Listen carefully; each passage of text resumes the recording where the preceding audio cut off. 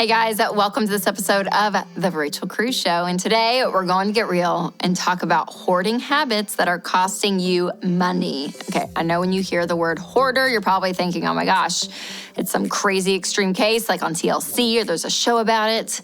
But here's what's interesting. My friends, the minimalists, say hoarding is simply the inability to let go of excess stuff. It's a little convicting, yep. And that can look like habits that are somewhat normal. In fact, a sign of a level 1 hoarder is light amount of clutter in several rooms. And signs of a level 2 hoarder are overflowing trash cans and unclean food prep surfaces. So I think a lot of us might be hoarding and we don't even realize it. So let's talk about some of the common, seemingly harmless hoarding habits that are costing you. Okay, number 1, shopping for items for your home that are not needed. You open up under the sink and you got tons of lotions and hairsprays and face stuff, right? Or back in the day, Bath & Body Works would have a major sale and it's like, we just gotta pile up on all this stuff, right? Or I'm the worst at after Christmas, I'm like, well, I'm gonna save money and buy all this wrapping paper and bows and all that, and I'm gonna put it away, and then I forget about it sometimes. That happened this year. Or maybe you have a gift closet that's full of like candles and knickknacks for the just in case I need a gift moment. Or you buy things in bulk at Costco, even though your family doesn't really need it. Or you find multiple bottles of expired condiments in the fridge. So again, I know some of this seems harmless and it might even seem resourceful in the moment, but here's the deal. Most of the time it ends up just wasting your time, your space, and your money. So when things are on sale, we tend to be like, well, we will buy this up because this is great. It's a great deal and I'm gonna have it because I will use it. And then you go home and if you get in the habit of it, you put it away somewhere and you forget about it. So you don't end up using it. Or you think, where did that wrapping paper for Christmas that I bought 11 months ago, where did it go? I don't remember. So unless there's like a very strict system in place and you actually consistently use it, that's one thing. But this idea that, it's just on sale, so I'm gonna just buy it because just in case it's all there, yep, that's a sign that you could be a level 1 hoarder.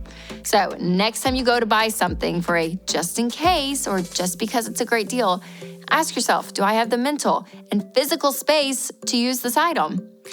And is it worth it? My friends, the minimalists, always say that just in case, get rid of it, get rid of it.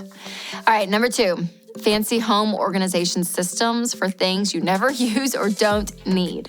Now listen, I love a good basket. I love a good storage tote as much as the next person, okay? It's great.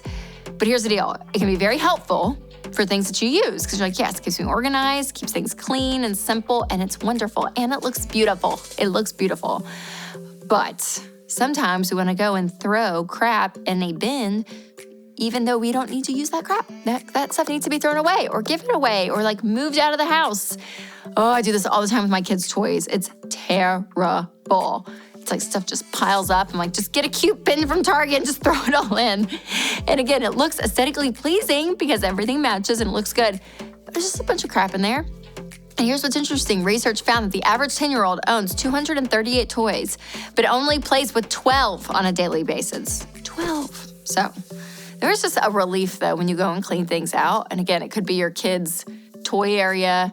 It could be your closet, whatever it is. But like when you get rid of stuff, you emotionally are like, I just feel freer. It's so great. And listen, the reality is though, most level 1 hoarders have stuffed every socially acceptable storage space in their house to the brim.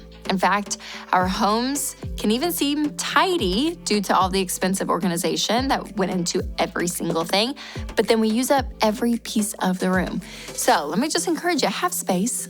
Just have space. It feels good just to have space. If you're not using stuff on your kitchen counter, put it down, store it below, or get rid of it because it's like, space just does something to you mentally and it's so good.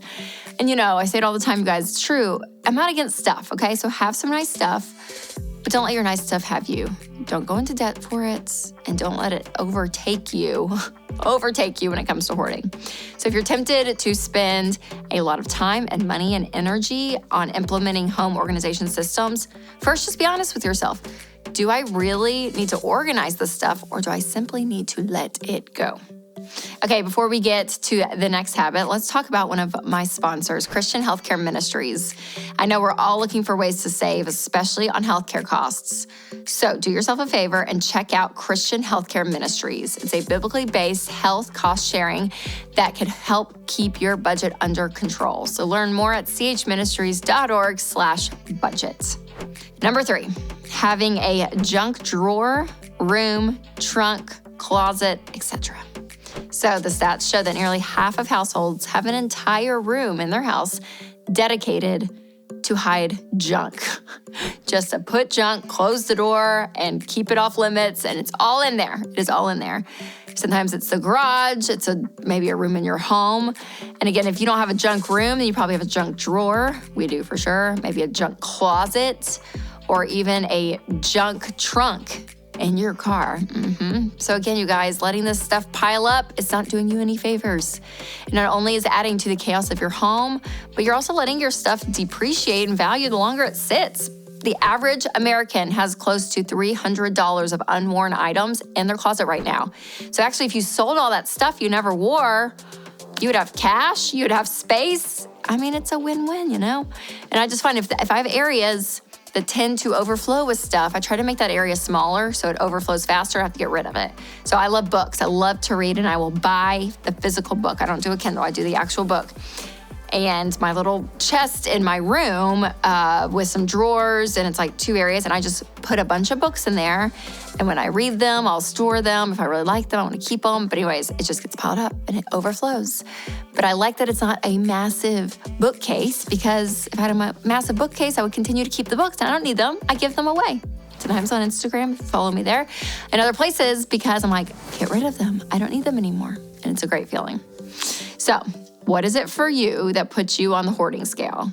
Maybe you jump from hobby to hobby and you have old gear that just keeps piling up. You know, maybe you keep Tupperware around way too long and you're just like, that lid is gonna show up. I promise the lid will show up. I'm telling you right now, it's not showing up. If it hasn't shown up in 48 hours, it's gone. It's gone. Okay, so I want to know from you, where do you tend to hoard? I want to hear from you guys, so make sure to leave a comment below and make sure to share this video with a friend who has taught you something about money.